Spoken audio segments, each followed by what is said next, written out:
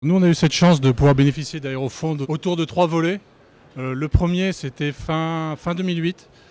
En vue d'une préparation, une procédure de sauvegarde, Aérofonds nous a accompagnés dans le cadre de la mise en place d'un prêt temporaire pour faciliter la trésorerie du groupe dans cette période difficile et en attendant de mettre en place un plan de restructuration adéquat. Fin d'année 2009, Aérofonds est resté chez Mecachrome en recapitalisant le groupe, donc est entré en tant qu'actionnaire actionnaire au niveau du groupe, avec une double vocation. Aérofonds est rentré en tant qu'actionnaire. Le groupe, avant la procédure de sauvegarde, était un groupe étranger. C'était un groupe dont la maison mère était basée au Canada. Suite à cette restructuration, le groupe a vu revenir son siège social en France. Notre activité, elle est aussi bien présente sur la mécanique, usinage et assemblage d'ensemble d'avions que sur la partie tôlerie-chaudronnerie, avec une acquisition récente dont Aérofonds, encore une fois, a contribué dans l'accompagnement du groupe au niveau de Mecaers sur Toulouse. Et donc, ça a été le 3e volet de l'accompagnement d'Aérofonds dans le rapprochement de 2 acteurs de l'aéronautique pour faire un ensemble cohérent. Dans une procédure de sauvegarde à l'époque, en 2009, pour le groupe Mecachrome, Aérofonds nous a accompagnés et nous a orientés vraiment sur les priorités immédiates, bien focalisées sur l'instant. Une fois qu'Aérofonds est rentré sur le capital, on a construit ensemble le business model du groupe Mecachrome. Vers quoi on doit aller, quelles sont les priorités, comment on doit s'organiser, se structurer.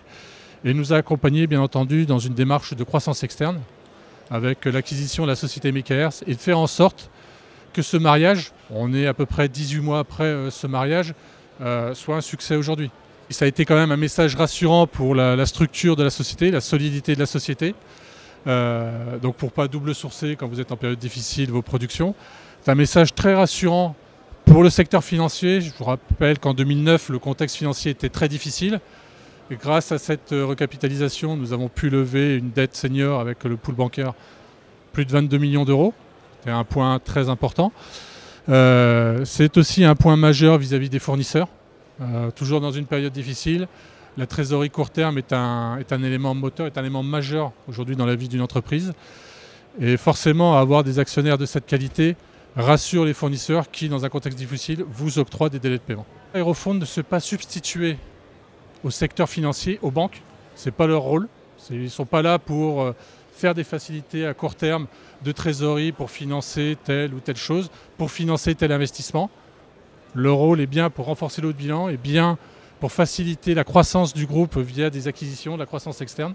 Aérofonds a une particularité, c'est qu'on ne retrouve pas l'esprit des fonds type LBO ou autre, où on a souvent tendance à favoriser le court terme, la trésorerie court terme.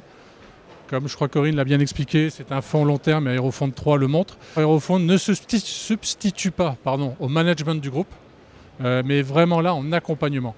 C'est un fonds qui est surtout industriel, donc qui comprend l'industrie, qui comprend les managers industriels et qui accompagne les managers industriels dans leur politique.